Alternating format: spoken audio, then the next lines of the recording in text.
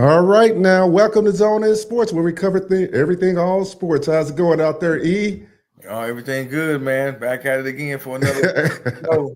All right, man, we Got to got a see, good one got to out see, here. got to see. On the side note, I got to see the King get dethroned again. Oh, man. Hey, it was lovely. I ain't have anybody call me yet. I got a buddy I'm waiting to see Monday because he been kind of quiet. He took off Thursday or Friday, so I didn't get a chance to Yeah, see yeah, him. yeah. He had to be quiet, the, the lean, the lean We'll got get to that at the end. the All lean right, got put to him, boy. Minnesota put the lean on him, but okay. we'll come back to that at the end. All right, today, guys, we're gonna start off and when guys get in here and y'all get in the comments, I want to know how y'all feel about the portal and how Mario doing in the portal. We're gonna start it off with CharMar Brown and from North Dakota State, big power back, 5'11", 214. He was FCS All-American as a freshman, 1,181 yards, 15 touchdowns. Now, the interesting thing before you go on that, E, is I'm getting guys coming in kind of saying things like, oh, man, we glad we got these portal guys, but our guys need a chance. And we kind of touched on that before, like, hey, it's competition. In the back, we got Fletcher, Lyle, but we're young. We got Pringle and Chris Wheatley Humphreys. So, and you could also put Elijah back there too in a backfield. Mm-hmm. But the interesting thing about that is we need depth because especially at back, guys get dinged up a lot. So what do you think about him coming in? I think it's a good addition. You got to have that third back nowadays. So, that's a 1-2-3 punch. He ain't no scrub. Right. Did his thing for North Dakota State. I think he was number one in his conference. Right. Running back. So it don't hurt to have a third back there. Like I said, I hated losing A.J. Allen, but, we got this guy. So right. It'll work out. I mean, like I said, what Carson Beck need the most is that running game, and I think they're gonna lean on that running game a little bit more this year than they did last year. Right. So with Fletcher and Lyle, and then this fella here, I think Miami gonna be in good shape with that line. Yeah, I think so too. I think they're gonna rely a little bit more, and I think he kind of fits the system a little bit better. So what makes me happy about the portals that we're getting depth pieces, not looking for starters like in 2022. Well, yep, I agree. Martin hit it around the head. I mean, I like the depth at every position. So you don't have a drop off. If somebody does get hurt or they need to come out and get a breather, I got another home run hitter right behind them. Let's go. Let's go. Hey, I agree. Next up, we got wide receiver Tony Johnson. Out of Cincinnati, 5'11", 187. He's a redshirt senior. Now, I want guys to get in the chat because I didn't know he was from Florida. So he was Ocala, Florida. Played at Vanguard High School. How was he down there? Somebody let me know. He started in slot 77% of the time. So that's going to be a battle between Malachi Tony, of course, and Ray Joseph. So all those three guys are pretty much battling it out for that position to see who gets a lot of time. I like that pickup because the guy hungry. He ain't like the Pena dude from Syracuse that want the money. Right. And I think that guy was looking for some shine. And again, this adds depth. It adds competition to the room. I'm looking forward to fall practice when these guys really get out there and start competing with each other, man. Right. I agree. It's interesting. All y'all smash that like button coming in the room here. We got Martin in here. What's up there? 805 Canes. We got John Kennedy. What's up with y'all? How y'all doing out there today? Good day to you, Mr. Kennedy. All right. This is one thing I love about Johnson. That man had 3 drops the whole college career. I did read that, and that's a great thing. You got sure hands. He's running that slot, kind of the Restrepo thing, not the fastest, but he gets open a lot. So, and that's what Shannon Dawson looking for. So, on that note, next up, this is one I was really excited about was the Keelan Marion out of BYU. Could play the slot or outside. Second team All Big 12. He's a special teams expert to kick off. We've been harping on that. He had 18 for 472 yards. He also had 5 career rushing touchdowns. had 2 touchdowns taken back to the house too in his career. So we've been harping on special teams. I think this is a great pickup for them. Enough said. What you have to say about Keelan there? Again, more competition in the wide receiver room, and he a kickoff specialist. So now you got some people to choose from. They're gonna compete for running kicks and punts back. This is gonna be now he can battle it out with Ray or whoever else want to get back there and run kicks back. It's nice to be the coach and have some options instead of just zeroing in on one guy. Now I got 2 or 3 guys I can put back there. So I'm happy with one guy. I got another guy back there that could take it to the house. Right. And before I move on to the next guy, that's what I was thinking a lot of fans was getting kind of confused about because, ultimately we know we got some young guys back there that's battling it out, that came into the system. And some guys, especially fans, feel a certain way about players coming in and the portal, bringing other guys in over them. So, or potentially over them, because still you have to battle it out. And I would like to tell them, or want to tell them, it's the same as any position in football. You have to earn your spot. Even if you're the number one guy, somebody could bring somebody in to start over you. There's no guarantee. So, we should want that competition. And welcome the competition. You want that. You want these practices to be hard. Right. You want these guys to go hard. You need to get back to what they used to do, where they said practice was harder than the game.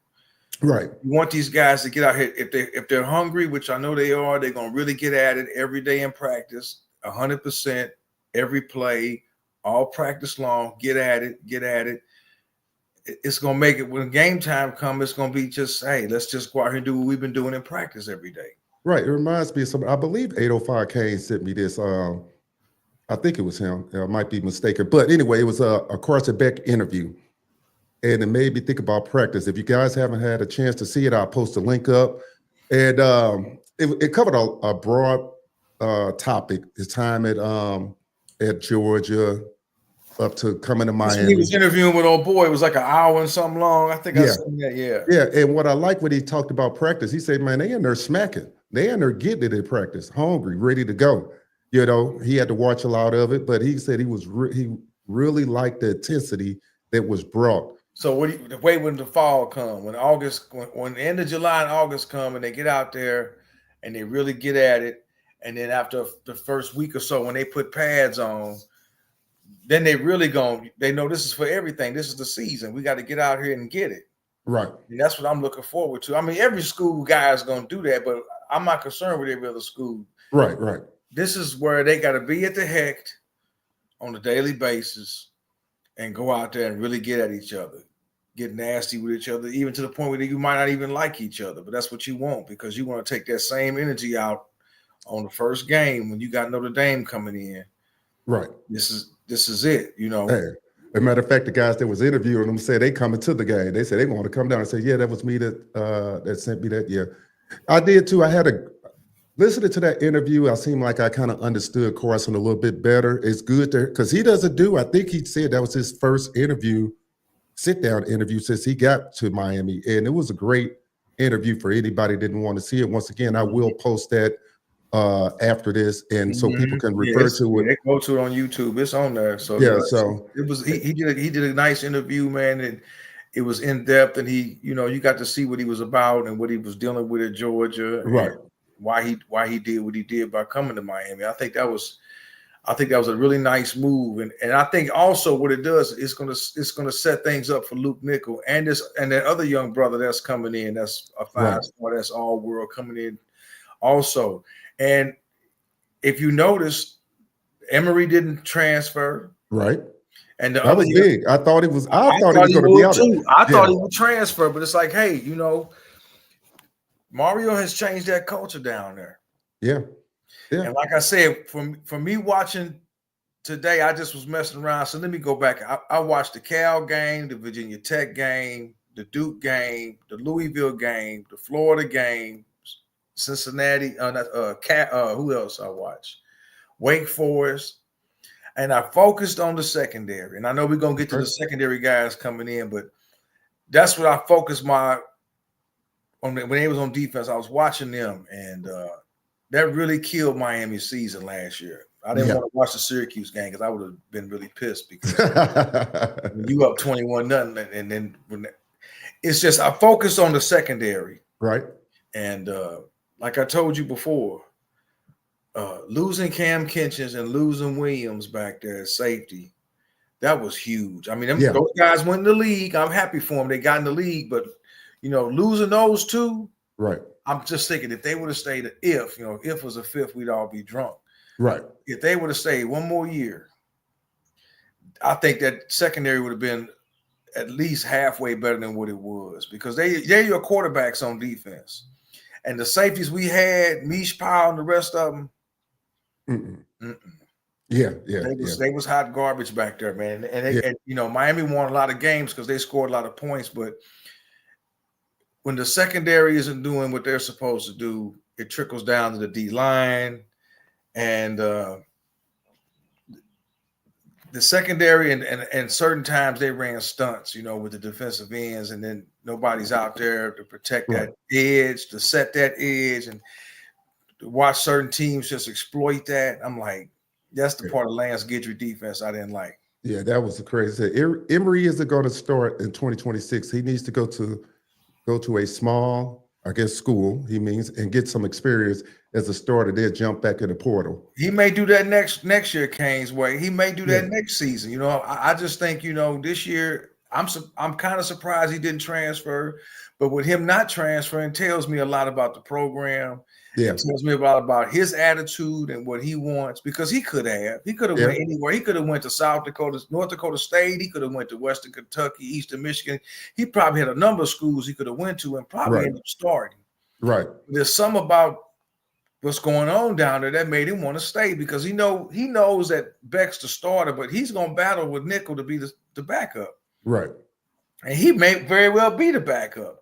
And quite possibly Shannon Dawson will finally, take the handcuffs off him if he does have to play, and let him go out here and play and not limit him like he limited him in the bowl game, or like 2 seasons ago against Florida State and against Clemson, where he was kind of limited. They didn't throw it a lot.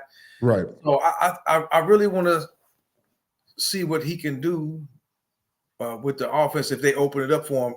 But I don't want to see him in there if Beck get hurt. We don't want Beck. We definitely don't want Beck to get hurt. So I just says it says a lot about him, and it says a lot about the program that he decides to stay. Right. It says, I remember watching the video of Bertie Kosar telling the young quarterbacks to stay a full 4 years when Emory was a young kid at Miami.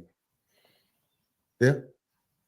He may want that degree from Miami. He may want that degree to say the University of Miami, no matter what happens. You know what I mean? So that carries a lot of weight with that degree on the wall saying the University of Miami and whatever he majors in. Because some of these guys, you got to remember, it's a touchy situation, because Emory could be looking at it kind of like you said, like, hey, maybe I'll go with coaching. Maybe, I want to stay here 4 years. That, you don't hear it too often, but it may be an undergrad. You just never know what's in some of these young men's heads. Right. So I'm not really sure. He could have went a number. I mean, it's a number of schools he could have went to: Fresno State, UNLV, a lot of schools he could have. I'm just throwing them out there.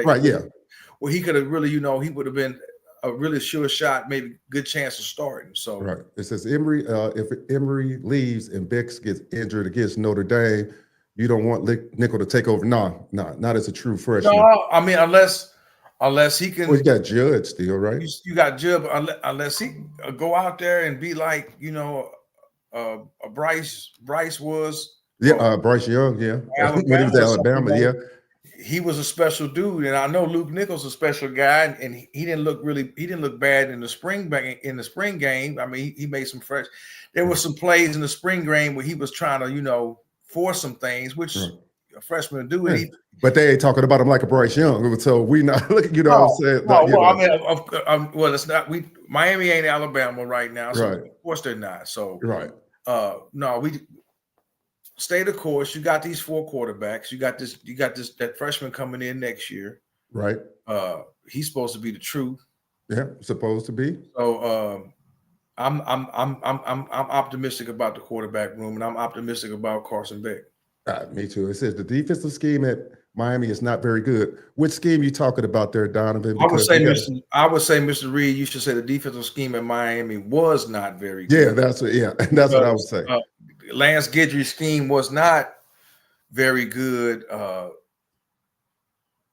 Running the stunts up front with the defensive line, with the defensive ends at times, and like I said, the biggest Achilles heel last season was the secondary. Who's the freshman that transferred? He didn't bad talk Miami. He just said Miami wasn't for him. Right. And everybody thought that was a big loss. I'm like, no, not really, because he was a part of that abysmal secondary. Yeah, yeah.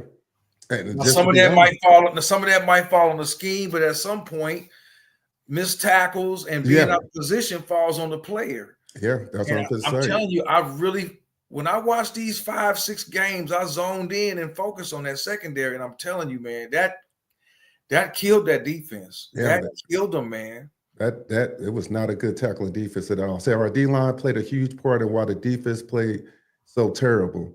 I would agree with that too. Struggle consistently. Quarterbacks could get pressure. I would say that was the end, more the ends than the line. Again, when you run stunts and you stunting your tackle here and your defensive end coming in on the inside, yeah, and you can't set the edge, and you're not playing a zone out there, your corner's in a man, so the receiver taking him out of the picture, the tight end taking the linebacker out of the picture. Now the running back can get a dump off pass or a handoff, and there's nobody out there in the flat there now because the defensive end crashed in and didn't hold the edge and set the edge. Well, I think could that be more scheme? Because if it's that's scheme, that's a lot. That's got a lot to do with the scheme. So I'm not saying you don't run a stunt from time to time, but if you're gonna do it, you need a cornerback out there that's going to sit down in the zone and be out there in case that happens. You need a safety up top that can cover that tight end. Right. Now, so see. It all plays in together. If your quarterback is top notch and he in the zone, okay, and your safety can cover that out there with the receiver, and your linebackers can stay at home versus having to go run and cover tight ends and a man and run and chase another running back out, and there's nobody out in the flat, and you run a stunt, and there's nobody to crash and hold that edge and set that edge. I watched this today. And but the funny part is, I kind of agree with the only reason we always we don't disagree because we know it's a unit, but I agree in Kane's way thing of that we just didn't have that explosive, or because maybe he was injured in the first game against Florida, a guy that could just beat somebody off the line, get back there 2 seconds. Well, we just didn't have Bane that. did it. My man that came from Michigan State, he was a beast at D tackle. Yeah, they just wasn't getting there. That's my thing. I like him a lot. He signed a contract with a team in the draft. I forgot the dude's name. Everything, it was a trickle-down effect. Right. If your secondary can't hold, your D-line is not going to be as effective as you want because the quarterback getting the ball out of his hands quick. He dumping it off, or he. But the D-line got to hold for so long because you figure you want to give them that 3 to 5 seconds. If the D-line can't get there in that 3. If they can't get there because Barrow was the guy in the draft. Yeah, Barrow. Yeah. If the D-line can't get there and your secondary ain't holding, the quarterback has time to throw the ball. And if you're doing a 3-step or a 5-step drop, and you're not getting there on the 3-step, most of the time you're not getting there. Most of the time you're not, unless you're blitzing. Yeah. So here you are. Again, my cornerbacks are getting beat. My safeties are out of position. My linebackers are too busy chasing the tight end and the running back. Bane and them, and Bane was getting close. He was getting close. He was getting close. He was getting so close. And Tyler Barron, too, was getting close. And I'm like, man, if these guys could have covered for a second or two longer to make that quarterback not throw it, they would have got him. Or maybe they should have changed the scheme up and sent the extra guy or whatever. They could have did something to you got to figure out a way to get pressure quicker. He said, we have to get back to having 5-year seniors at quarterback. Emory should stay at Miami. I'm still traumatized by the QB play in 2018-19. Opening game against Florida was horrible. Oh, that's that game when they played them in Orlando when Diaz was the coach. and DJ Dallas was on that team, and Miami should have won that game. I remember that game. That was disappointing. That's when Jeff Thomas dropped that touchdown in the end zone. Mm-hmm. Miami should have won that game. But it is. I'm not going to go back. That's water under the bridge. You know, I just got through looking at Diaz as the coach for Duke, and I'm like, okay, that's water under the bridge. I'm focused on this season. I just happen to, you know, I was going. Well, you wanted to see kind of like was they really as bad as they were? Yeah, I said, let me go in here. I said, let me look at these highlights, 15, 20 minutes per game, and really focus on the secondary and look at each one. I'm like, I give them a grade of a D minus, maybe a D. You know what I mean? I'm not gonna give them a total F. He said if we had Manny Diaz from 2017, well, the players, in 2024, but you had to play. Yeah, Diaz's scheme wasn't bad, but you had some studs on that defense then too. Yeah, you had some studs from 27s on 17 on that D. Yeah, woulda, coulda, shoulda. Okay, my thing is this: I ain't going back. Like I said, I was just reflecting to see, and now I see why we got these guys. We got the safety from Tennessee, who would have been a starter for Tennessee. This AJ Karen dude that's been playing LSU and Miami against each other. You wanted the $2 million. Halsey? Halsey. Yeah, he wanted $2 million, and I'm like, dude, you ain't worth $2 million. You're not worth $2 million. You're not worth $2 million. And if LSU wants you, go ahead. Well, I think they kind of drew a line in the sand and just say, "Hey, this is what we ain't paying you that." Yeah, I don't think LSU want to pay him that. Nah, you know, we don't need that on the team. Right. Either you want to be here or you don't. If you don't want to be here and you want to go to LSU because you want to play in the SEC, hey, bro, more power to you. Knock yourself out. Go to LSU and do your thing and ball out and see what LSU do this year with the SEC. If you want to be in Miami, then come on. I'm more focused on seeing if they can get the boy from Missouri at tackle. Because now I'm kind of seeing that, you know, I heard he'd been wearing Miami gear. He was at some function wearing Miami gear. Why wasn't he wearing Oregon gear or Georgia? I mean, so I think he upped his timeline sometime next week when he's going to announce. I'm talking about Jackson, whatever his name, from Nixa. The 30th? No, it's 30th. I have to look again. Something like that. He moved his time up. So him and that 5-star tackle out of IMG, the other one. So if Mario can get one of them or both of them, okay, now we cooking because, you know, like I said, I'm cautiously. We didn't have to blitz. A 4-man rush was lethal, but then it is lethal. Kane's way it's lethal if your secondary is doing what they're supposed to do. Because he's making your argument now. I'm going back to I look at the Buccaneers when Sapp and them was playing. They always just rushed 4 and raised. You had 4 horses up front that could do the job because the secondary was back there doing.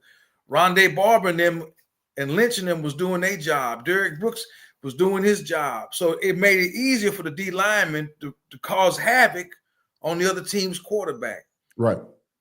If your corners can sit down and shut guys down long enough for a Bain and a Mesidor and that freshman that's a sophomore this year that they said is supposed to be all that. Blay? Oh no, you talking about? I'm thinking of transfer that came. No, I'm talking about the 5-star they got away from Ohio State and got there. They'll get to the quarterback. They'll get to. I mean, Bain done trimmed up and lost some weight. Mesidor done trimmed up and lost a little weight, body fat that is. Right. Hey man, 10 pounds of body fat make a difference. You lose 10 pounds of body fat, you're gonna move a lot better. Mm-hmm. Fletcher lost like 10 or 15 pounds in body fat at running back. I'm eager to see how he gonna look this year running the ball compared to last year. Justin Scott. That's him. Yep. He could be another Warren Sapp type dude. Yeah. So that D line gonna get there, but this defensive coach Heatherman, I like what he's bringing with the defense. Not all this stunting and scheming. And the secondary should be a lot better this year. And that's the key, man. I don't care who you got up front. If your secondary can't hold, sooner or later, the quarterback gonna find somebody. And I saw that shit today too often in every game where I'm like, who's just running free all over the field with nobody around because they play so much man defense. And Duke and Wake Forest and Virginia Tech scheme to just drag players out of the position, drag them away from the stunt where they were stunting, bearing in, and nobody setting the edge. And guess what? There's nobody out there. Right. I encourage everybody. If you don't believe me, go back on YouTube. Go back and watch the games and see. You, man. It says, I think the D-line is going to be a lot more reminiscent of 2017. I think I'm going to hack the ball, but I think we tackle the ball or whip the man in front of you. I agree with that. I think Bain gonna break out. I think Mesidor gonna be on the other end because that's his true place to play is on the end. I really think they're gonna be a lot better on the defensive line this year. A lot better. They may have the best D line in the ACC. They really do. They may have it because they was there last year. Yeah. It says blitz or not. Yep, depending on the QB. You can blitz the Notre Dame kid, but not Miller, Moss, Louisville QB. Yeah, who's going to win that job? Did they already name the starter at Notre Dame? Because we know it's the freshman because the one boy transferred. Yeah, he transferred out. But last thing I read, they were still kind of supposedly in a QB battle, but we kind of know how that's going to go. But either way it go, we don't care. I don't care. Go out there, and I think Heatherman's defense, if you look at film from Minnesota, how they played, they're gonna be all right. Yeah. All right, we're going to well, let's take this couple more before we move on to Kamal. This is Jakobee Thomas and Zachariah Poser can be good starters for us. I'm only concerned about the second and third string. Yeah, we need depth. I would agree. I'm not going to disagree with that, but once again, fall practice. That's what fall practice coming in. Yeah. That's where reps come in. That's where these reps going to come in. These second string and third string guys, whoever they may be, they're going to practice against the first team offense. Right. And vice versa. This is where the reps come in. So, I've got faith in the coaching staff. They're good evaluators of talent. They're not just bringing in anybody. Right. And they got the depth at corner. They got depth at safety now, and they got some studs now. So and we all the guys that transferred out, number 7 and the freshman and Mish Powell is gone, and my man that was getting burnt against South Florida. Yeah, you heard all this. I forgot his name. They just getting toasted. I'm like, they all gone. I encourage everybody watching. Just remember, these guys are gone now. Right, and we talking about depth, so we're going to talk about Kamal Bonner, NC State. Now, the interesting thing about him, he had 56 tackles, 7 tackles for a loss. I'm excited because he played in the ACC also, so he kind of he knows some teams from playing in the ACC, so that's good to just have that experience. Heatherman evidently wants him because he's in the 4-2-5 scheme. Yep. So that's good. Him, Aguirre, and Besaint, they're going to battle at linebacker. And those other, was it Justin Smith and Pruitt? Yep. These are all, you got 5 beasts. Yeah. I'm really anxious to see Aguirre. And this is Besaint last year, so I know he's going to try to show out. Yeah, this is like because coming out of high school, he was a 5-star. Everybody wanted him. Bama, Clemson, Ohio State. He can play. He was out of position a few times and missed a few tackles too last year, but I think that was more scheme than anything. So I really like Aguirre. He got a motor. Dude got a motor on him, man. And that's what you want to see at linebacker, sideline to sideline, and make the tackles. And this guy that NC State he's a really good tackler, really good open field tackler. So that's what you want. No more of these missed tackles. I saw so many missed tackles in the Duke game. I'm like, that Duke game. I'm like, y'all let these cats hang around and just get off stuff that just I was just, man, I'm telling you. The blown tackles just blew my mind watching a lot of blown tackles, just getting beat, nobody in position, just it says the defense is going to be much better if every man just does his job to the best of their ability. I agree, because that's the problem they had last year. I don't think they had the ability last year. It's just the schemes. They just was not a good tackling team, and a lot of it, to me, was because sometimes you could just be out there and just can't do the job. It's just not in you to do it. I don't fault them for it. It's just it's going to take all three pieces: the line, the linebackers, and the secondary. And I think Heatherman's defense is completely different than Guidry's. His scheme is completely different than Lance Guidry's, and I'm hoping for the best that these guys will be able to come out here and play in his scheme. And if they play like with the talent we have, if they play like Minnesota played, I think we'd be all right. All right, Keynes. Well, he said, I blame Mario. I would have fired the DC and saved the season. Al Golden tolerated the same thing from DC, Mark, and it cost him a job. It's just rare to see a DC get fired in college football midway through the season. I'm not saying it hasn't happened. I just can't remember cases of it's just it happening. If y'all do know some, put it in the chat. So what do you think about that, E? I don't see it happening, man. I just don't see that happening. Yeah, it's just one of those things. You just kind of ride or die, just try to get you guys to get better, to play better during the season. It's just one of those things that if it was the NFL, yeah, but it's hard. I don't see it too often in college. I don't see it happening, man, because again, I think Mario got his guy. Yeah. Mario got his guy just because you did the big name guy. You did the big name guy the first year you was here. What was his name? Steele or whatever. And then he ended up going to Bama. Right. You got to have the right chemistry, the right coach, the right players, and I think they have that now. I think so too. The offense is there. I think this defense is going to have more turnovers this year. They're going to be more aggressive. I think the defensive line is going to be more effective with just the 4-down linemen out there. Yeah. And you got the right people now in the secondary.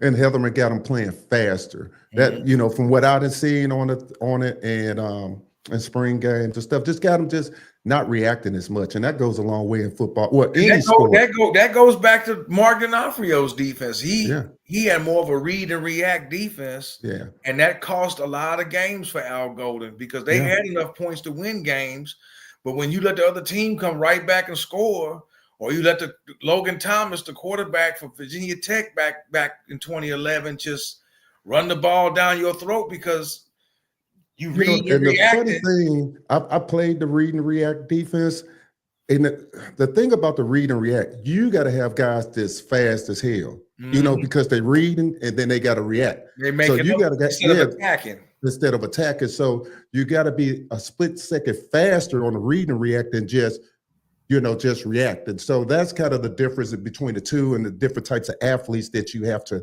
have with that. I think I also think with this secondary, they're going to play a little bit more zone.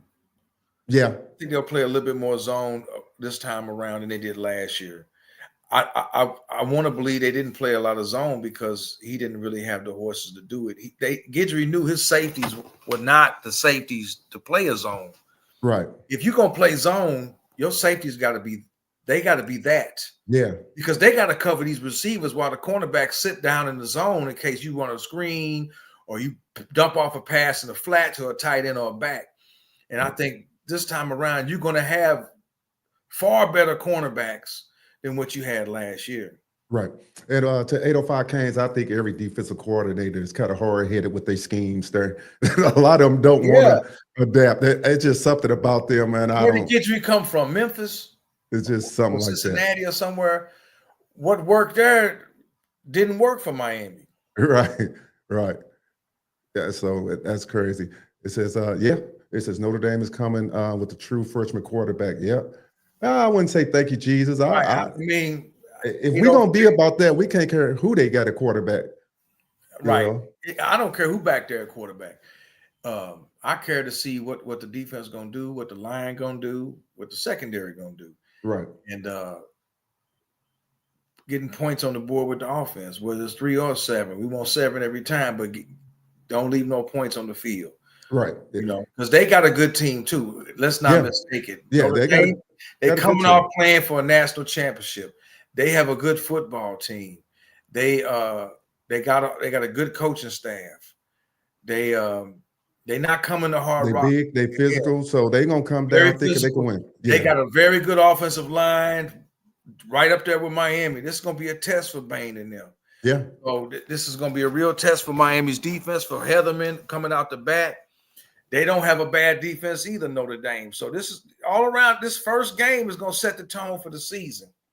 Yeah, it's gonna set the tone for the season. So I'm looking forward to it, and like I said, I'm looking forward to fall practice because that's gonna say a lot to me. This is an interesting question here. Can you tell me why American kids can't tackle anymore? That's where they were world famous. Yeah. The rules, Martin. The rules. A lot of it has to do with these new rules, man. These new targeting rules, and I'm sure coaches are still. When we play ball, we got taught to put a hat on a hat. The low man wins. Hit and wrap. Low man wins. And a lot of these kids don't hit and wrap. They just want to hit. Yeah. And now you really can't hit because you're worried about a targeting call. Or, you know, they might throw a flag on you. You know what I'm saying? You might hit the quarterback in the wrong place too hard or something, you know. And let's just be honest. A lot of these guys want the big hit. You know, a lot of these guys, they want to be on ESPN. Hear that sound. Yeah. And a lot of that sound is shoulder pads and helmet, man. In our day, wasn't no such thing as targeting. No, you got your bell rung. That's just what it was. You laying there. We're going to taunt you while you laying there. Yeah. Until you get up. And I want to say this for the record. Spearing has always been a flagrant foul in football. You can't lead with your head. Right. So I've never been a fan of targeting, but you've always had spearing, a 15-yard flagrant foul. You can't lead with your head. We know a lot of these rules came about is to protect the money players, the quarterbacks and the receivers. So they was trying to make a way to keep these guys, because you got to think, if you was a receiver 15 years ago, we're just going to go back 15 years that, you know, it's a reason why you're not playing 15 years in the NFL, you know, especially back in those days, because, you know. You treaded lightly going across the middle. Yeah. You have to make business decisions back in those days. Now you got guys, you know. In the NFL, when you got a Dawkins or Ed Reed and Sean Taylor before he passed, dudes like that coming across the middle, they waiting for crossing routes with receivers so they can. And even remember, back in the day, you used to have big guys that ran across the middle. Because you couldn't have little guys run across the middle. They throwing flags now for good hits and saying, "Well, you was what they call that now." What they call that now? Not defenseless receiver. Defenseless receiver. I'm like, what is this? Yeah. I didn't hit it with my. I didn't target him with my head, but if I crush you all up in here and the ball come loose, now I get a flag. Yeah, it's crazy. That's hurting the game. All right, we'll take a couple of more before we move on to the next guy. It was painful to watch the DC. Watch the DC gets worse as the season progressed. Okay, yeah. I think that had more to do with teams. They were already bad. Don't get me wrong, but I think teams got film on them and they knew how to attack Miami. They knew how to attack Miami. They knew Miami played. They knew that 80+% of the time Miami was playing man defense, and Miami got exposed a little bit in the Florida game. We was blown away by how they was beating Florida ass, but when old boy came in the game and drove them down the field and scored, he made it look easy on their secondary. And that was on Miami's first team secondary. And then Miami really got exposed in that South Florida game, the slide. Yeah. And then Virginia Tech, I was at the Tech game. The doors got blown off in that game. I'm like, they was just exposing the hell out of Miami secondary. I'm like, if Cam and them couldn't score points, I'm like, Miami would have had 5 more losses last year if it wasn't for the offense. Man, you're not lying. That's crazy to think about. They would have lost to Tech. They would have lost to Duke. They would have lost to Cal. They would have lost to Louisville. That's 4 right there. Hey, I already knew when I turned the game on every day, I said, man, we got to score at least 35, 34, 30, 37 points. That's sad. When you get time, just go watch the highlights from last year and focus on that secondary. You're gonna be want to bang your head on the wall. I'm telling you, it's like, what in the world? Personnel and scheme. That was the killer. Personnel and scheme. And we're going to talk about him next. Matter of fact, you brought him up and say Jakobee Thomas reminds me a lot of Amari Cooper. Hopefully, without the ejections, you got Jakobee Thomas from Tennessee, 6'2", 210. Played in all 13 games. Now he was slated to be the starter for Tennessee this year at safety. But the only thing that worried about me too, he had some missed tackles this year too. His tackling rating was down. So hopefully he could clean that up, from what I've read. And but for as a big hitter, run defense, run stopper, solid. So hopefully, he can clean up that open field tackling. That's what I think it's made upon. Yeah, because you know what? Like I said, he's a good get. Yeah, because old boy want the $2 million, and he trying to pit Miami against LSU, and Miami didn't fall for the banana in the tailpipe. Right. If that's where you want to go, hey, it's a free country. Go to LSU, and they not gonna give you $2 million either. You ain't worth $2 million for 1 year. Hell no. I don't think any cornerback to me. If that was the case, other schools would have been at him too if he was that good. Yeah. And that's for damn sure. Other big name schools like Georgia, Clemson, Bama, Florida State, others, Texas. Why wasn't nobody else offering him nothing? Whether they needed another safety or not, Other schools want competition and depth in their room too. So he ain't worth the $2 million. Now, if he come to Miami, great. If you come, you better be all in. I think he locked in going to LSU. That's my personal opinion. I don't have any inside knowledge on it. I could be wrong, but I think he, from what I'm hearing, even though he know one of the Miami coaches real good, if he's so dead set on playing in the SEC, then hey, go for it. LSU gonna bad talk Miami a little bit anyway. Right. SEC, you're gonna be in a big game every week, and it's Death Valley, and and like somebody said, well, ain't shit in Baton Rouge but crime. It really ain't. Hey, all about people down in Baton Rouge, hey man. Baton Rouge is horrible. Ain't nothing there but crime. You a couple unless hours, you stay on campus, hey, you just can't go off campus. That's all. You a couple hours away from NOLA, so unless you're gonna go to New Orleans a lot, right? This is targeted offensively, friendly, messed up the game. I agree. Yeah, it did. We horse collar target, and I don't like the horse collar call either because I saw a lot of dudes get horse collar and they ain't get hurt. Hey, yeah. The horse collar came because it's like anything. I seen Willis McGay. He get dragged down a couple times from the back against Tennessee and Florida back in 2002. Wasn't no horse collar called in. He didn't get hurt. He got right back up. What the fuck else you want me to do? Just let the dude score? I'm gonna try to get you. I'd rather tackle him and get the penalty now than just let the dude score. Right.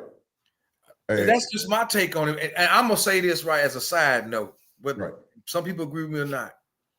I don't like these new space age helmets. I don't like these little bitty shoulder pads. I've seen more head injuries. And no knee pads. I've seen more head injuries and more shoulder injuries with this new stuff than we seen 20 years ago with the bigger stuff. With these tight ass jerseys. I don't like all that. That's my personal take. I'm not a fan of that. These guys wear paper thin thigh pads, no knee pads. They don't wear hip pads. They don't wear tailbone pads. I would dare to say most of them don't wear a cup. I don't want to hear about this slows dudes down. You and I both know that don't slow down. Yeah, don't slow down. We've seen cats that will burn you with all that shit on. Hell, Deion Sanders was running with all that on. Come on now. Left cats it's a money thing. If every college and high school got to buy all new helmets, then Riddell or whoever the helmet maker is, they're making all new helmets. They making money. Right, yeah. I don't like all these new space age helmets with all these slits and everybody got the same face mask. The linemen don't wear lineman masks. Yeah, they don't even wear mouthpiece half of them anymore. They just get them hanging from their helmet. That's just another thing. I digress. That's just a side note. I've never been a fan of these tight jerseys and all that. It says you need a banger like Carter Thomas to set the tone defensively. I think he's going to be a huge pickup against the run, especially in the first game. I think so. I agree. Yeah, I think so too. I think we're gonna be very pleasantly surprised with this defense and what they bring into the table and how they play compared to last year and the year before. Yeah. Let's see here. Let's take this one here. It says, I believe freshman Hayden Lowe will lead the team in sacks with 11 and a bad and third down specialist. Okay. Bain and Messidor will finish with 8.5 sacks. So that sounds good. I don't set predictions. You kind of blacked out there, E. I don't know what happened there. There you go. I don't set predictions, but that sounds good to me. Hey, if they get 8.5, 9 sacks apiece, that means they doing something. Yeah. If they get double digits, that's great. I mean, we would love another Russell or Cortez Kennedy, another Warren Sapp. But hey, if Bain can give me 8 to 10, that's one a game. Yeah. He may get more than that. But let's just wait and see. Yeah. That boy in the middle playing D tackle. They saying this dude is the truth, and he gonna command a double team. If that's the case, he gonna take a guard in the center with him. That's gonna leave some one-on-one for one of those ends. Bain or Messidor gonna get some one-on-one click. Right. So I mean, I'm optimistic. I'm optimistic, man, about this upcoming season on the defense. All right, says Mario, good recruiter, but terrible coach. I can't develop talent. Okay, was developed. Okay, well, we definitely a good recruiter. I'm not gonna say they were already developed. They're coming out of high school. High school speed and college speed is different. That's like college speed is not pro speed. They were very good, and Mario was able to get them. You got to understand that Mario and the offensive line coach, these dudes been in the game for a minute. They know what they're doing. Some guys start off faster than others. The Pancake Honcho, he didn't start off as fast as Francis did at right tackle, but he's there now. Yeah, he's there now, and he was able to get both of them 2 5-stars and that 4-star center that ended up flipping back to Ole Miss because he's from Mississippi. But Duke, he can recruit. I don't have a problem, Mario, coach. I can't agree with that because they are. I think Mario got better each year. He's getting better, and these dudes are getting developed, man. Yeah, they're getting developed. I've always had this. He was already saying that Miami on point for next year's draft to have 10 or more guys get drafted next year. Yeah, and I think more guys should have got drafted this year. I think Miami got slighted. How you gonna have the #1 offense in the country and none of your receivers get drafted? Yeah, and the crazy part about this, I always had this question: like, do you get credit when a guy transfer in and you still develop him, or does he have to just be somebody you recruited from day one? See, a lot of guys get it twisted because you could have guys come in and they played 1 year in your system, came out of small school, then you build them up, and then he goes to the NFL. Do you get that credit for recruiting them? I mean, for building them up. So it's just an interesting, synopsis of how people just think of things. Same with the kicker from Texas. He kind of fizzled out toward the end of the year for Texas. Yeah. People was boo-hooing about why did Miami get this guy. Maybe he just needed to change the scenery. Yeah, I read that. I was kind of boo-hooing. I wasn't boo-hooing, but I was like, I guess we spoiled because we didn't had such good kickers. You had the Borregales brothers for 5 seasons. So so we were spoiled with that, but give this kid a chance. You know what I mean? Yeah. And Miami hands could be tight, and we need him to come through and say, bro, that white slot receiver from USC. He was killing old boy. What was his name? Something Junior, #1, was getting murdered in that game against South Florida last year. Okay. That slot for South Florida was killing old boy, whatever his name was, Junior. He was getting, and I don't know if he got signed by anybody. He hired an agent because he was a senior. Right. I don't know if he got picked up by the league or not, but I know in that South Florida game, he was getting torched. Yeah, it's crazy. It was like, they said there were some BS calls on Moulton. Yep, agree there. It says next one. It says Amari Carter wasn't a good safety. Nah, he wasn't. He said don't use him as an example of what we need. You guys like Johnson, Wandale can't That's the push freshman that transferred, Carter, right? I'm not sure. Is he the He the one freshman? that transferred? There's Amari somebody. Carter. Because Yeah, it must be say Amari Carter wasn't a good safety, so it had to be him. Yeah, I didn't like none of them as safety.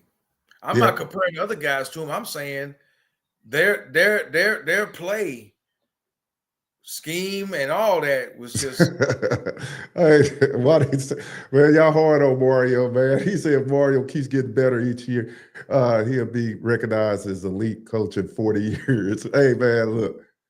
y'all ain't gonna say that when we win a natty in another. Yes, right. Hey, look. I give Miami 26 or 27. They get it done. If Mario wasn't as good, why is he getting elite talent coming in there? That's always my question. I mean, ain't nobody going to you if you ain't no good. Right. Yeah, I mean, if it's out there, like all my people out there, you got to understand one thing. Miami ain't just playing the other team. They playing against a conference that never wanted them, that don't like them. You playing against a cable sports network that damn sure hates you and talk that's for sure. and talk down on you every game. You got to just pay attention to the words and listen to them. Okay, so they fighting, and you got to go up against these other schools that don't want to see you get back to what you used to be. Mm-hmm. Okay, so Mario has had an uphill battle. He knew that coming here, but I always said when he left Al Golden to go sign with Alabama, I knew then. What was that? What year was that? 2015 or whatever. When he was with Al Golden for a few months, and then he left to go sign with Nick Saban. And then Nick Saban was starting to get some talent from South Florida, and then his O-line all of a sudden was bam, and they won a natty, a couple natties with him, I think, when he was there. I knew then when he left, I said he getting groomed. I said he padding his resume. He going to the right place to get himself ready to come back. It's just a matter of time when he do come back. Now here we are. He back. Now he going into year 4. Right. Our fan base, sometimes our expectations are too much. We all want another national championship. Do you just want one? Or do you want more than one? Do you want some consistency? The man signed a 10-year deal. I'm sure he wants to win more than one. Right. I'm sure he wants to win more than one ACC title. Yeah. Okay. You got to understand where Miami been the last 15 years, just roller coaster, up and down, 10-0 with Mark Richt, and then fizzled out at the end. Diaz come in. We all was upset about that hire because was that Rozier at the quarterback when they was running that, or who? Yeah. When they went 10-0, Rozier was there. So we've had all this inconsistencies, whether on offense or defense, up until this point. Last year, you had the best offense with a shitty defense. We've had great defenses with lack offense. Right. Okay, up and down, up and down. So it says shaking my head. The dude that went to SMU, I guess Mario developed him too. No, didn't know what to do with him. Who you talking about? Rooster or the other dude that played? I'm not mad at old boy for. He left Miami because the room was full in Miami. He opted to go to SMU where he can get some click and got his name on TV every day, every week. And he had a great season, and now he in the league. Yeah, because everybody leave for their own reasons. Right. You know. Want to stay. I ain't mad at him. Look at Chaney. Chaney left to go to Louisville. Yeah. I like Don Chaney, but he left to go to Louisville. And he didn't do really much with Louisville. But that was his choice. But he knew the room was full. You got Fletcher, you got the Lyle kid, you had Martinez come in. Fletcher was like, Don Chaney was like, I like Don Chaney. He kind of reminded me of McGahee a little bit with his size. Right. I thought he was gonna be, old boy that was the 5-star that transferred to Florida. What happened to him? He disappeared. Fizzled out. His daddy was talking all that shit, and then he ended up remember him a few years ago? Yep. He played with Miami. He was supposed to be the truth. Right. Things are happening that are supposed to happen. The weak links are dropping off. Everybody need to stop complaining. The weak links are dropping off. They transferring out. Bye. And you heard Carson Dick say they in there cracking. When Mario got there, you seen the weak links. Look at old boy that played D tackle. They called him Chucky, whatever his name was, that did all the antics after the game. Oh, yeah. What'd he do? He went straight to Arizona State. They ain't heard shit out of him since. Right. Let the weak links fall off. Right. The ones who want to be there are going to be there. Do you think Miami is overutilizing the transfer portal? Interesting question, because that's a whole debate. And this is kind of how we started the live off, about people coming in and people getting a little salty about the transfer portal. Wasn't all that.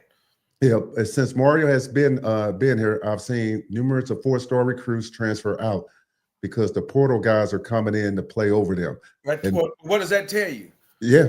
What does that tell you? Maybe that portal guy was that much better than the 4-star. And it tells you again, you can't run from competition. This is what I used to. I'm gonna say this real quick. Say it real loud for the audience in the back. And I'm gonna tell this to you guys here. You guys know I played football and I wrestled in college. You know, in the wrestling room, somebody can just come in today and just challenge you for your starting position. Just walk in any day. I mean, it didn't make a difference. It could be Monday, Friday, every day in between. So you always had to be on point all the time. That mentality is that because a guy transferred in, you got to leave. If that's you, I have no problem with if that's your makeup. It's a place for you out there. But the strong-minded people that wants to be at that school, is not scared of competition. That's why old boy left it. That's why the freshman transferred to safety, and everybody was like, "Oh, that's kind of a loss." No, it ain't. He didn't badmouth Miami. He said a really nice farewell on his thing. It wasn't the school. It wasn't the coaching staff. It just wasn't for me. He knew his play last year was subpar. Yeah. Now they got guys coming in that's already polished. Yeah. So he probably figured, man, I'm not going to even see the field. These dudes already ripped and ready. And it's not the coaching staff saying that get me developed. Some of these kids don't have it in them.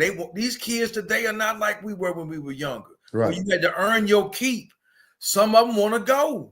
Hey, you got to think, if football back in the day, you couldn't transfer. Remember, you had to sit out a year, so you was forced to stay. You really had to think long and hard. Do I want to transfer because I got to sit out a year? Right. Or do I want to go in here and work hard and see what I can do? Because I'm looking across the locker room and there's some other cats over here that's as good or better than me. Yeah. And a lot of times people that really wanted out back in those days, it was some serious issues going on at the university where they had to get out. Very few dudes transfer before the portal shit. Yeah, so that's crazy. It's just a different makeup. I was watching a documentary about the 1991 Miami team, and Mario was recreating it because the narrative talks about what makes a 91 team good is exactly what he's recruiting now. Yeah, because he knows he's a winner. So, and then you got to think he was on that Bama staff and he know what winners look like, you know? I want to say he was he a freshman on the 90 team? The 90 team was a damn good team, but they lost that opener to BYU. That's when they beat Texas real bad. And down the Cotton Bowl. That was that squad. They was the best team in the country, but they had took some L's that year. Right. And that's why the next year they came out like, we only focus on one thing, 12-0. Yeah. And that team, I still don't think it's talked about enough. They the only team I can think of that pitched a shutout in the national championship game. Yeah. And we got 30 people in the building there. Smash that like button there. And share this content. You ain't subscribe to the channel. All right. We let's see what we got here. It says let's go to this one. Say, no, sir. Mario is balancing recruiting high schoolers and portal players. Yeah. All of them do that. They all doing that. At least they all doing that. They're all balancing it. Yeah. Mario walking a fine line here because he wants to recruit high school. Yeah. You know he needs to recruit high school. You have to. But if you're going to go in the portal, if I'm going to even go in the portal, I'm going to be in it to win it. Yeah. You recruit I'm not going to go in the portal and get a guy that's right. That's half with it. You know what I'm saying? Yeah. You're getting guys that have needs. I want to open up the phone line too for everybody there. And when you when you are recruiting needs, it's a couple of things that go into that. Inexperience. See, we sit back and say, hey, this guy should start. He's been in the system, but he hasn't been a starter or he hasn't played. Miami look at it, or most coaches look at it like, we need some experience at that position. Now, it's that balancing act of how do I get this guy experience that I recruited and bringing somebody in the portal that can help us win. And you can kind of figure that out through the spring game and in the fall camp before the season starts. So it is what it is, on that note. So, I mean, look, even your boy Dabo, he was against the portal. Clemson in there now. Yeah. Because for a couple of years, he wouldn't touch it. And he knows he only a couple portal players from being, they projecting Miami and Clemson going to bump heads in that title game. Yeah. They projecting them to bump heads in that title game. Okay. So Dabo knew he had to get a few pieces. Right. To get his name back up there where it was a few years ago. And that's what I think the portal is used for, to bring in pieces. Miami ain't slacking on high school talent. You're going to see if he gets Jackson Cantwell and that boy out of IMG, if one of them or both of them, does that say he's slacking? Yeah, he balancing it. Yeah. He balancing it. We had some deficiencies in the secondary. Again, I implore everybody, when you got a little time, just go back and watch the Duke game. Right. Or go back and watch the Virginia Tech game. It's going to make you want to just pull your hair out your head the way the secondary was looking. Yeah. The scheme too. So what else you want Mario to do? We would all be highly upset if they wouldn't have got rid of Guidry. Right. If they wouldn't have made any moves in the portal, if we would have kept these same cats, we would have had the same shit. Yep. Okay. Hey. They see you we always upset about, because we had the best offense. Ain't no way Miami shouldn't have played Ohio State for that title. Hey, or anybody else for that matter. And since we're talking about the NIL, and it's the funny thing, I'm glad that I forgot who in the chat brought it up, and it's talking about the NIL culture. Has it changed in Miami? But before we tap that and go back to the Miami, I want to talk about your two favorite people that's been a subway into the NIL we're talking about. Your two favorite people out there. You guess who that is? Who that? Donald Trump and Nick Saban. Now, Donald Trump and Nick Saban, we're going to talk about how they were talking about the NIL and some things that needed to change in the NIL. Some things I agree with, some things I don't. But I think he's highly hypocritical in saying, Nick Saban I'm talking about, in saying some of the things he's saying, like we're looking to bring balance to college football. But it wasn't balanced when you was getting all the recruits and you probably was paying people under the table and things like that. But I quote, and this is the real reason I feel like he's saying this. I personally think we probably need some new national legislation to the rules in the same of all states, talking about players in all 50 states. Different rules that govern each state in the terms of what you can and cannot do with players. Saban said. It said, I think the NCAA is sort of say we have gone overboard a little bit, giving these players all the opportunities. That's his statement. See, right there, he's telling you that the players got too much power. The coaches don't have the power or have as much power. And that's where the legislation come in. So when it was, he had all the power, it was okay. The players got all the power. It's not okay. Do I think it needs to be a balance of that? Sure. He wants players to have contracts, but again, that's going to lock you in. So how long are they trying to sign you for a contract?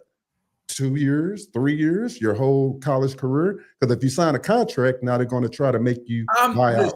I'm not legislature. I'm not trying to introduce politics into this stuff. Yeah. This is an NCAA issue. Yeah. The governing body over all collegiate sports, over all student athletes. The NCAA needs to get together with the commissioners from every conference and figure out a way of what we're going to do to balance out this NIL thing. We don't need politics involved in this. They got enough other stuff to do. Right. Okay. Let the NCAA do what they're supposed to do. Right. Govern over it and set the rules forth for every school, Division I and Division II, for all sports, because you got transfer and NIL in every sport, not just football. Right. It's the NCAA issue. and leave it to be an NCAA issue. We don't need politics involved in this. And it is very hypocritical of him to say, I don't disvalue a lot of things that Saban says, but it's hypocritical for him to say that, because when you were sitting on top of the mountain and y'all was getting players down in Alabama under the table, because they were. Yes, sir. You were buying talent out of Florida because you were. Yes, sir. Nobody was complaining then. You know what I'm saying? So now that you all of a sudden retire because Alabama going to slide. Mm-hmm. Kirby Smart might have another year or two before other teams catch up with them down in Georgia. Teams like LSU and South Carolina and Missouri. Everybody going to be, there's your parity because of the NIL. Mm-hmm. And the cats that want too much money, like this safety that want to come to Miami, guess what? Or this Pena dude wanted from Syracuse, talking about the money. Old boy told him bye. Yeah, free market take care of you. Free market, yeah. Get that. So where'd he go? Penn State? Penn State still ain't gonna do shit. They still ain't gonna beat. They ain't gonna win the Big Ten. If everybody complaining about Mario, Franklin is the coach that can't get it done. Right. Oh, yeah. Jesus. Okay. That's the coach that can't get it done. How long he been in Penn State?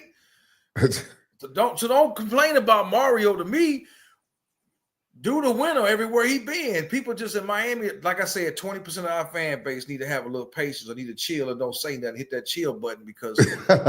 Well, I just want to bring that up because that segues into kind of what somebody was talking about in chat. Has the NIL changed the culture in Miami? And if it's a good thing or a bad thing? I don't know. I don't know if it's changed the culture in Miami, because Miami was always, you comparing a private school to a state school. With a small alumni versus a school like Texas, Georgia, Alabama, A&M, they got huge alumni because they public schools with 30, 40,000 students every year, 50,000 students on Texas, oil money, all that.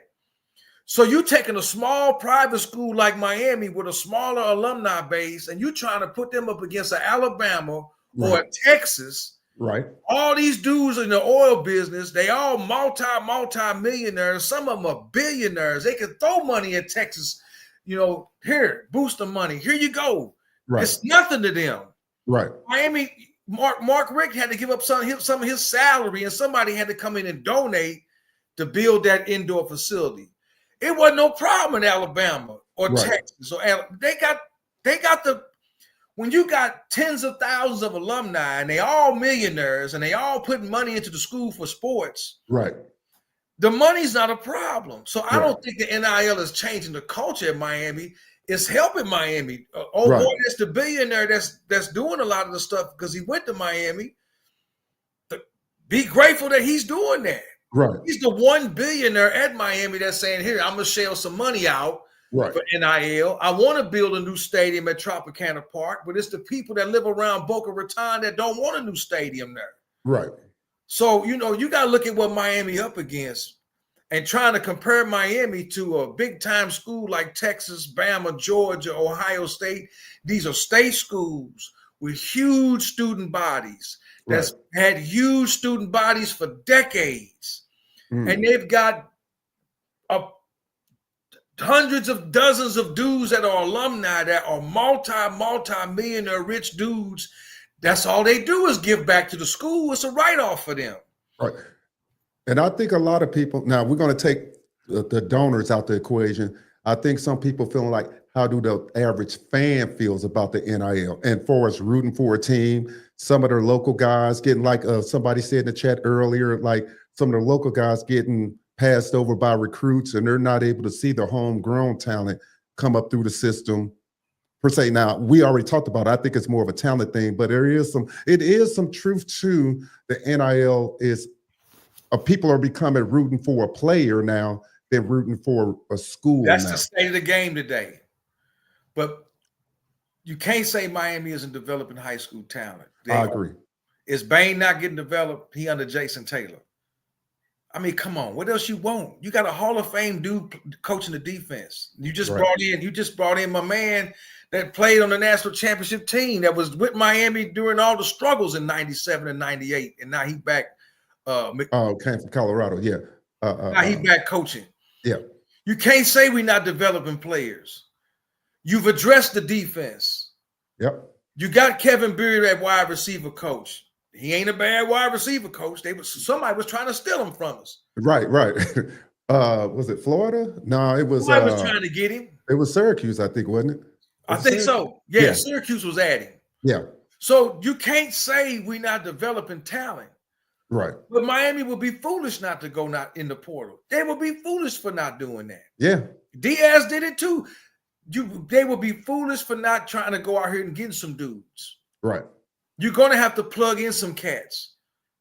Because if not, then all y'all going to be crying about how long it's going to take. This Mario's 6th year and we ain't done nothing. Right. He didn't go in the portal like y'all didn't want. He developing guys. But until you can stop schools like LSU and Alabama and Ohio State and Georgia and Clemson and Texas from coming down to South Florida and dishing out that bread, handing the top talent these fat bags, and they decide to say, I'm bouncing for the SEC.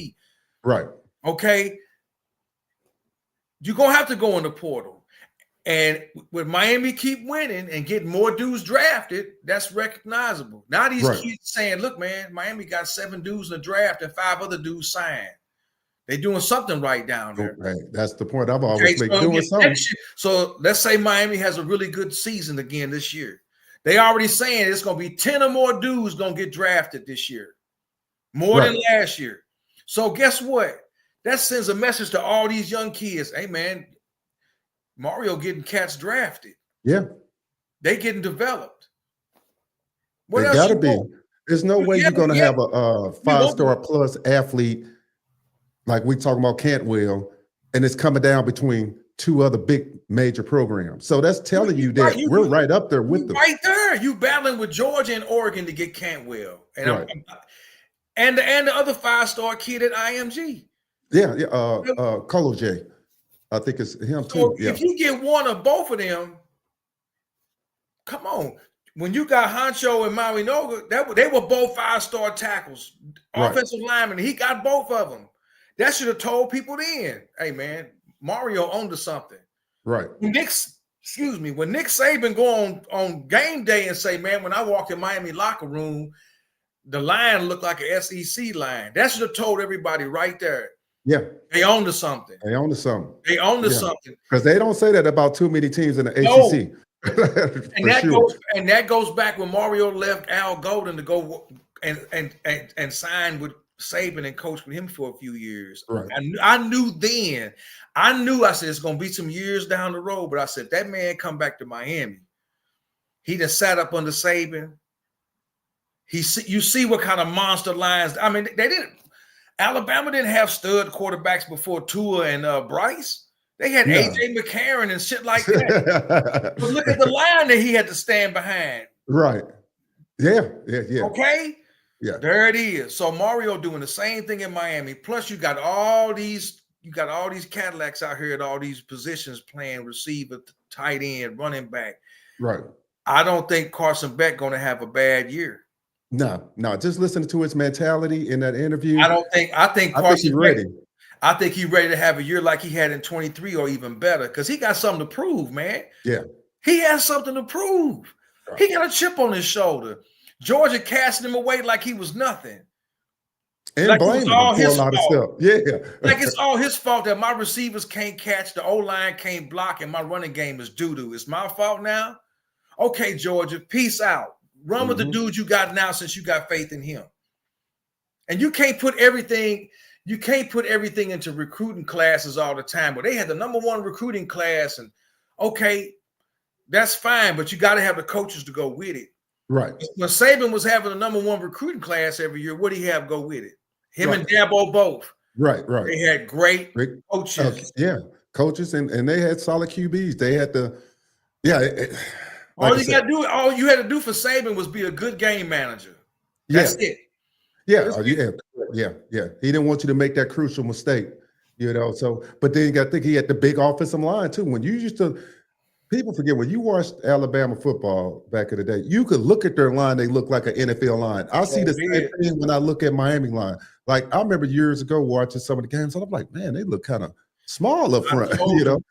And this is my opinion, but unless you want to go back and check tape, the last really good O-line Miami had was Al Golden's first year. Right. His first year there when Jakobee sat out the first game because he was suspended behind the Ponzi scheme stuff with old boy, and they lost to Maryland because old boy had to start in that game. Number 17, I liked him too at quarterback. He just didn't have consistency at coordinator.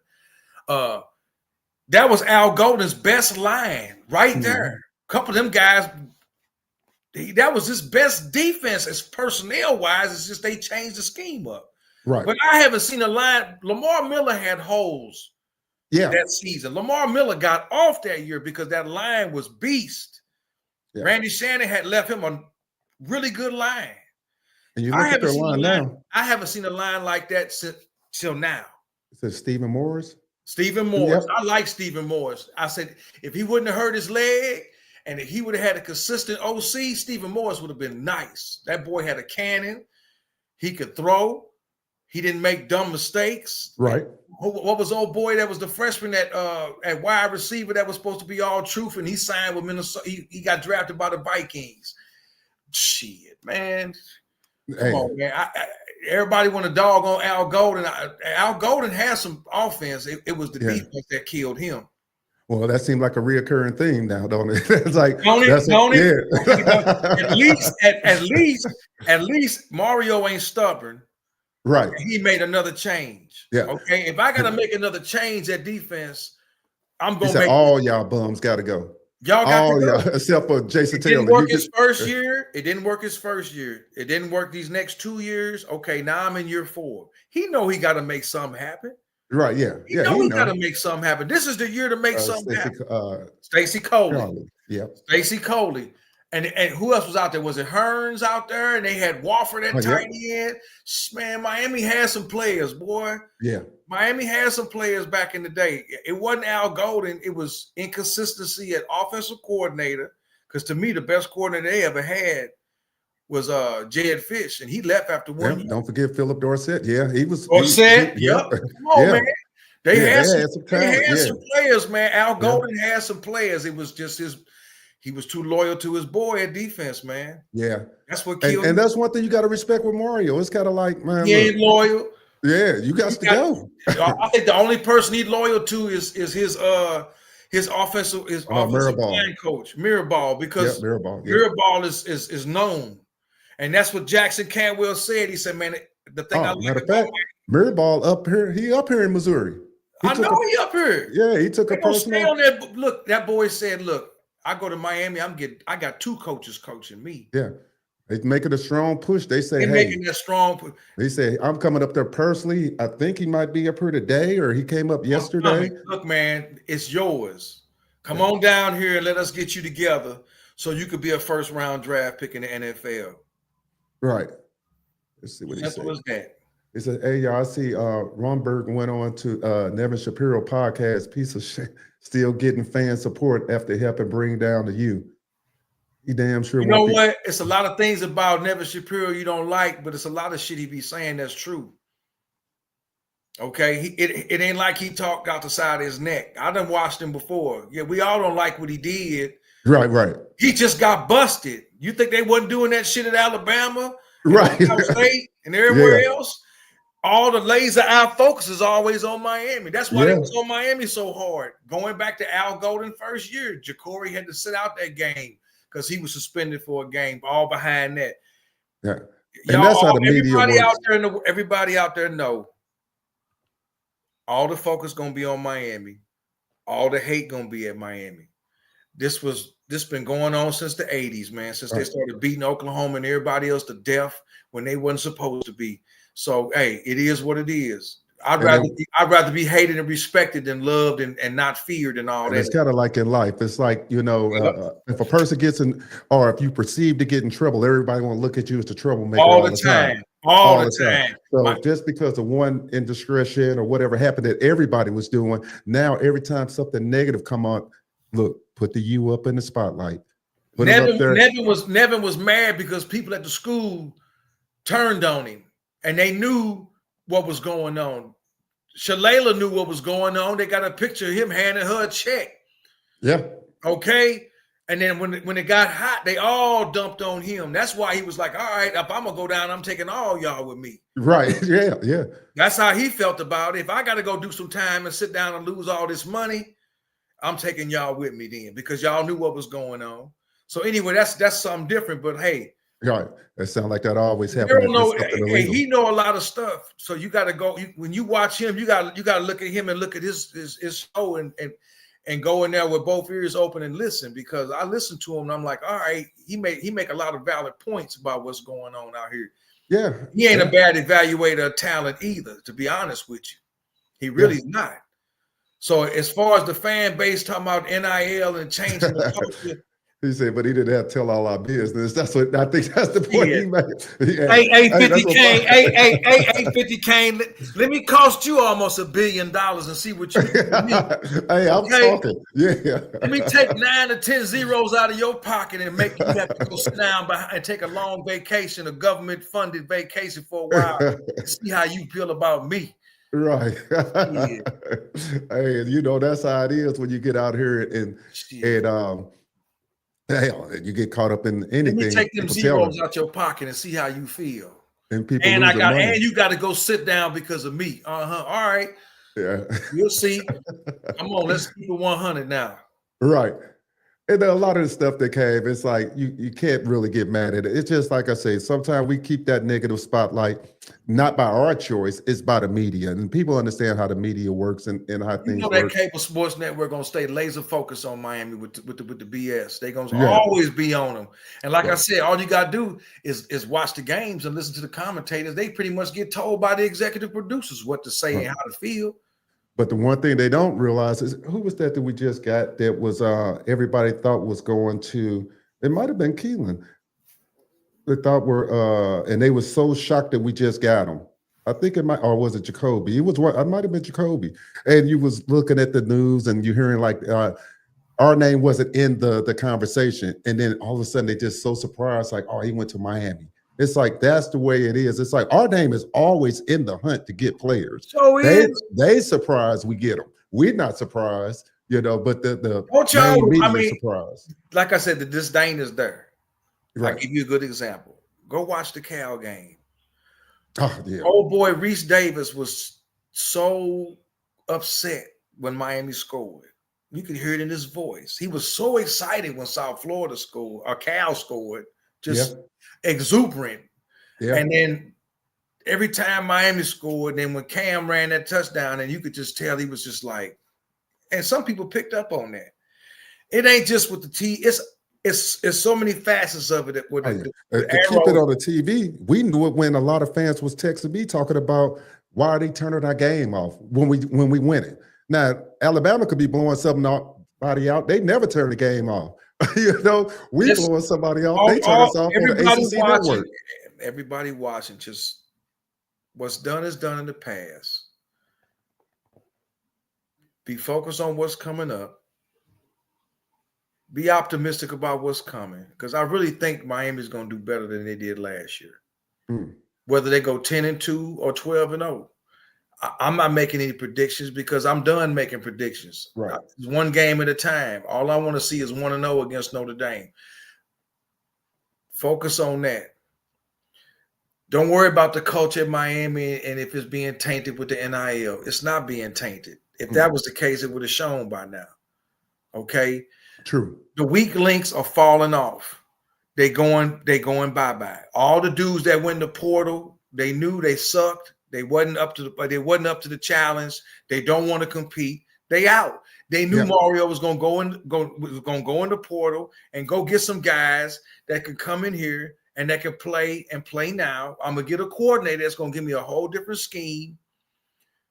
And they saw the weaknesses. Yeah. For the 8th time, I'm gonna tell y'all, go back and watch the secondary in these games. That was the weakness. It wasn't the D-line. It was the secondary. The secondary and the schemes. Period. He addressed that. What else do y'all want? What I'm gonna else? say about the NIL portal too is that every athlete that comes in thinks they should be starting.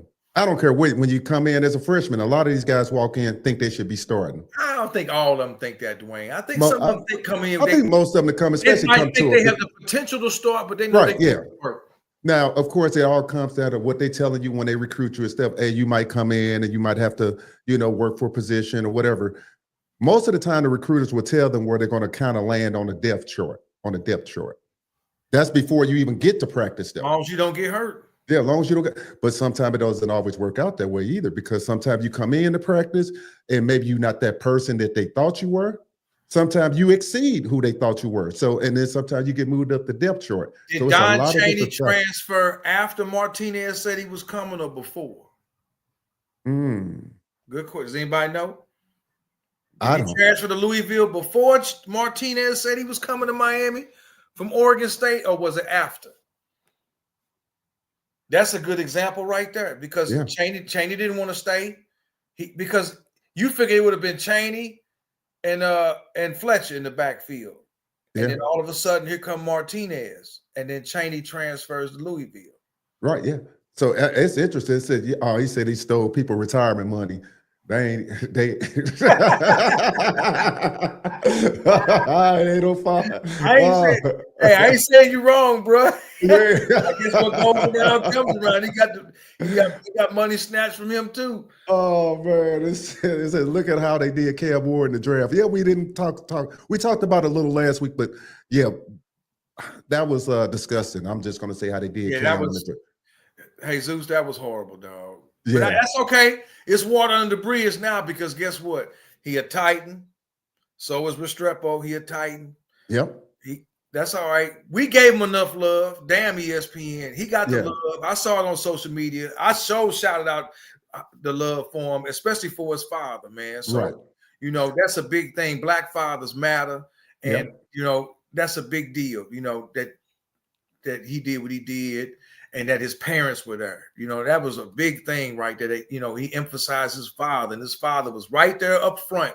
Right. He wasn't in the back. It wasn't like him and his mama was divorced. Or right. He was up front, and he a product of me. Right. You know what I'm saying? So he got his flowers, and he gonna get his payday. And looking at that, that reminds me of how we tying this all in, kind of the disdain for Miami. Because just think if Cam would have had Alabama behind his name, you really think they would have did him like that at a Alabama, Clemson, Georgia, Ohio State, USC, Tennessee, Texas, any other school he'd have went to and put up those kind of numbers, he'd have been talked about every day, all day. But he'd have been talked about more than Travis and Shedeur if he'd have went to Alabama. Shoot, So it's interesting. How they did Cam in that situation. And, they tried to make up for it after the fact, after people started getting on their ass about it. And they was like, oh, hell, That's okay. Carson Beck for Heisman. Right. It's crazy. Carson Beck for the Heisman. I'll say that. He said, no, Chaney left way before Martinez got there. Okay. That's okay. I didn't know. That's why I was asking. He left for a reason. So why did Chaney leave then? Anybody know? Maybe nobody know. I don't know if he ever stated why he left, but maybe he saw a better opportunity with Louisville. Or maybe he knew he was going to be the starter at Louisville. Yeah. Maybe he couldn't get okay. So maybe he couldn't get the starting job over Fletcher. I don't know. Yeah. That could have been the case. Like, we don't know with these kids today, man, because some kids want to work, some kids want it given to them. Yeah. And the ones who want to give it to them, there's the door. There's the door. Transfer, buddy. It's a free country. Good luck. It's almost like the guys that left and followed Rhett Lashley down to SMU. Exactly. It's the same thing, So it ain't that we wanted some of those guys to stay at B. Canes, but they saw better opportunities. Look at all them guys that left with Teddy Bridgewater when they fired Randy Shannon. And when Bridgewater went to Louisville, he took about 5 or 6 cats that was coming to Miami with him. Right, yeah. So, yeah. And it make you wonder, should they have fired Randy Shannon? I know a lot of people didn't like Randy Shannon. He kept Nevin Shapiro away from the program. Was Randy Shannon a bad coach? Did you like Mark Whipple at offensive coordinator? I personally like Jakobee. I thought Jakobee was nice. I think if Jakobee would have had the right, I'm split on Jakobee. if you spitting on Jakobee, man, Jakobee was sweet. Him to Travis Benjamin was nice. Yeah. Okay. I that's my take on it. So, I'm thinking if my thought always been if Randy Shannon don't get fired, your boy don't go to Alabama at wide receiver. What's his name? That played Amari Cooper. Amari Cooper, yeah. Amari Cooper stay in Miami. Right. Bridgewater stay in Miami. But you know who recruited Amari Cooper? Mario Cristobal. Yep. A lot of people. There y'all go. You see what I'm saying? Yeah. Mario was working for Nick. Yeah. He knew right where to go. I know where to go get that. See what I'm saying? Yeah. See what I'm saying? I think everything has a trickle-down effect. I'm not saying Randy Shannon was the best coach, but, would you take him over Al Golden now? Right, Would you take him over Diaz, if you had to choose? All this talent was coming. There's a few other guys that left South Florida that probably would have stayed at Miami if Randy Shannon was still there. True. With Bosa and them. Bosa and them was from Miami. Would they have left? What was the running back that went up to Florida State? He was from Miami. Had the long dreads. Oh, not Dalvin. Dalvin was from Miami too. I'm talking about before him. Played on the national championship team with Jameis. He was from Miami. I forgot old boy. It'll come back to me. He would have stayed in Miami. Randy Shannon was on him too. A lot of dudes left Miami when Randy Shannon got fired. They pulled their commitments and left. People forgetting all that. It's water under the bridge, but now people forgetting that. So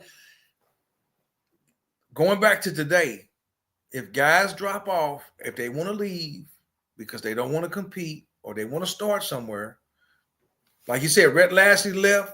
Rooster nice, but Rooster went down there but was hurt. He's gonna be playing this year, so you're going to face him. Right.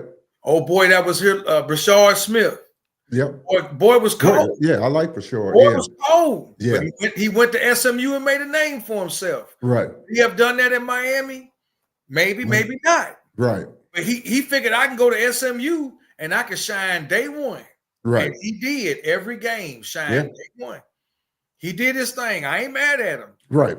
Maybe he didn't want to compete in Miami or fight for a start. Maybe he wanted to play running back and he would have had to go up against Lyle and he would have had to go up against Fletcher. Is a Rooster in the portal? He in the portal again? He's in the portal again? Wow. That's all I can say. So all my fans out there, if the weak links fall off, let them fall off. The kids that want to be there, like an Emery, he could have bounced. He didn't. Right. Kids that want to be there, they're there. Right. Isaiah Horton.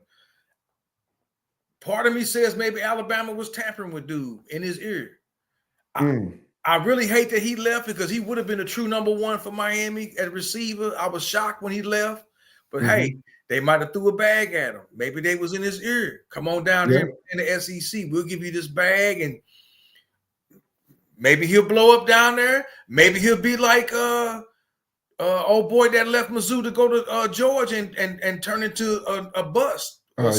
Semi-bust because he got drafted. He got drafted, but I mean he was cold at East St. Louis, but he didn't want to share time with Luther at Mizzou. Right. I got 2 5-stars at receiver. They both want the ball. So he decided to bounce and go to Georgia. It said Rooster at West Virginia. Hey, it might fit him well. It might fit him. It's cold up there though. It says, Luke told the story. He took him to Miami and they didn't want to see Cooper, so we took him to Nick Saban. Okay. Hey, I can believe that. Maybe. Miami had a lot of turmoil going on in the program. They had a lot of forces. The people inside of the school, some of them they didn't care about football. That's why we had a lackluster AD, and he had to go. Remember when he went? That's when things started changing.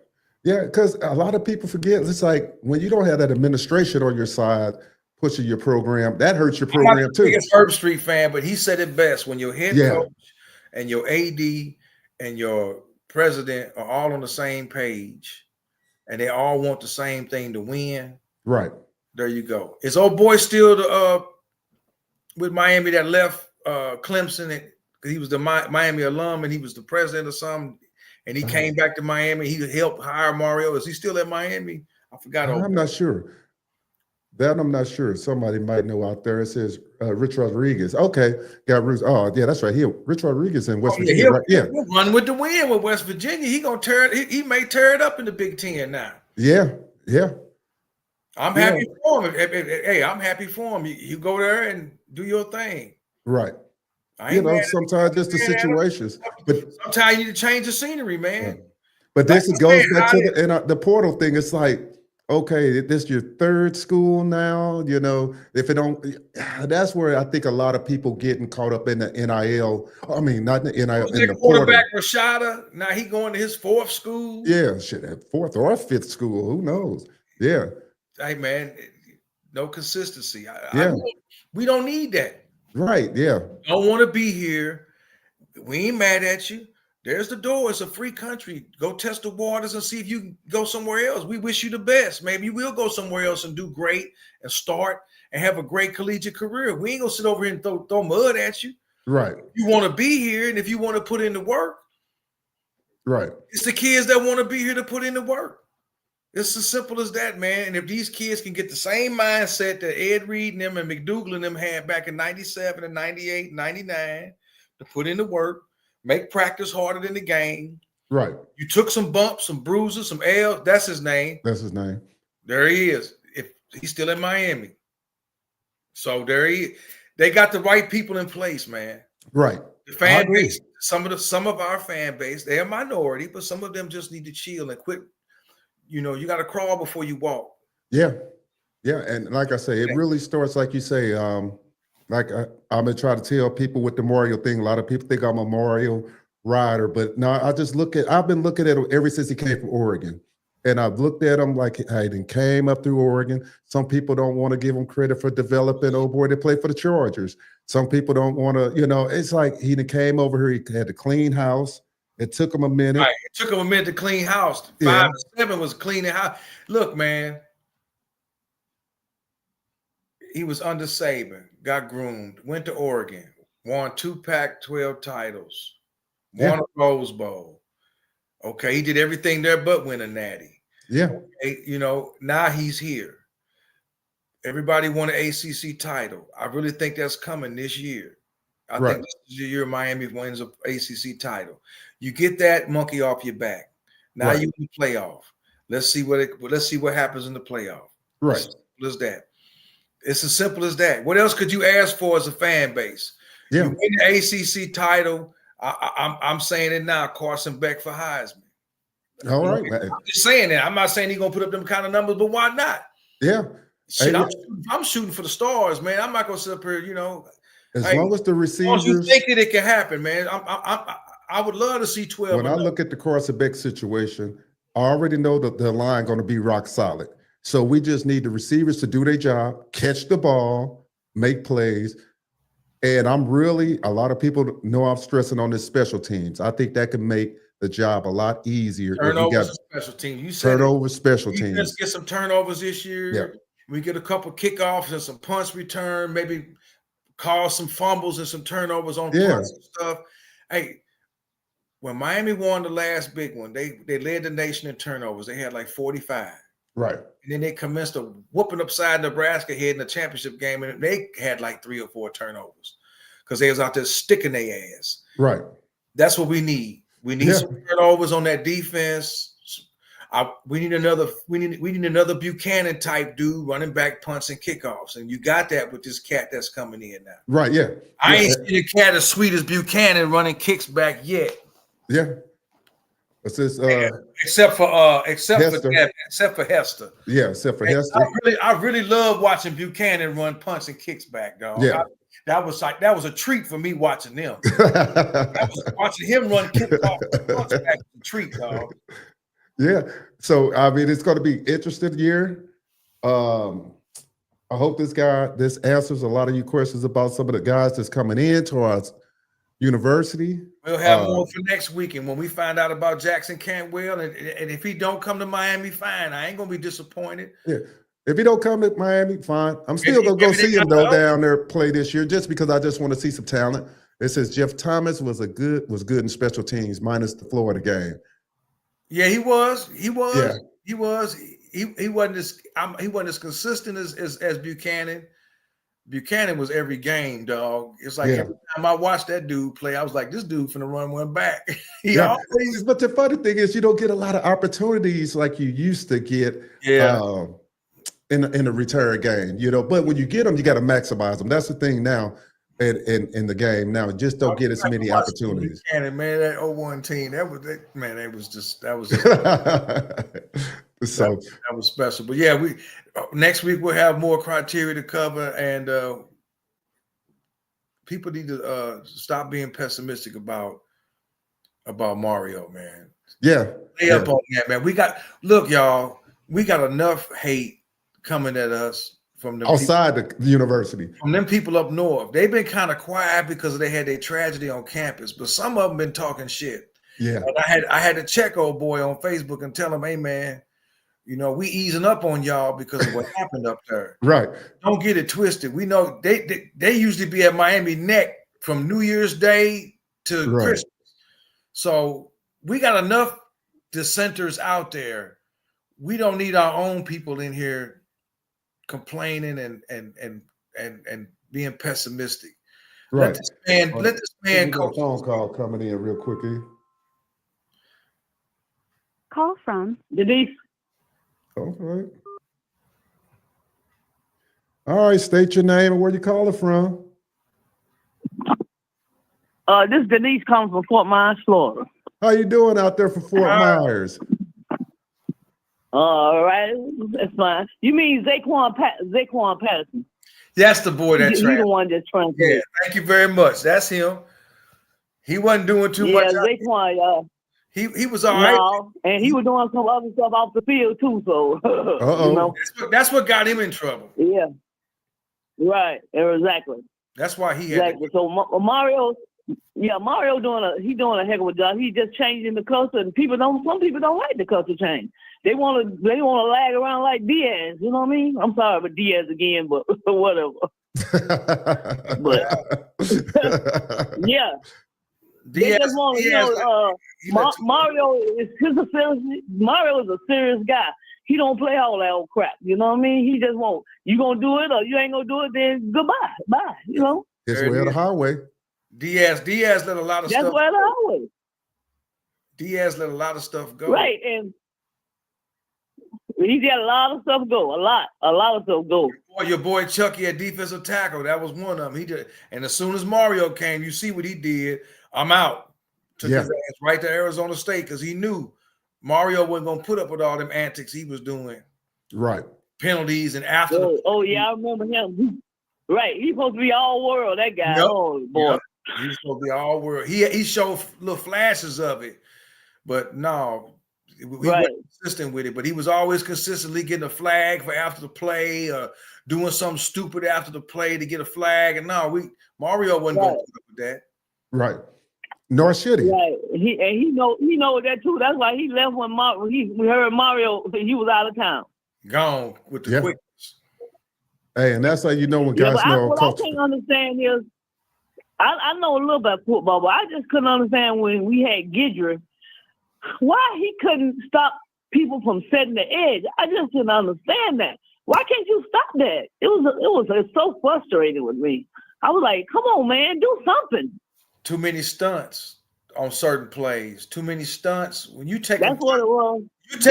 You taking Tyler Barron and you stunting him out here, and the defensive tackle got to react to go out here.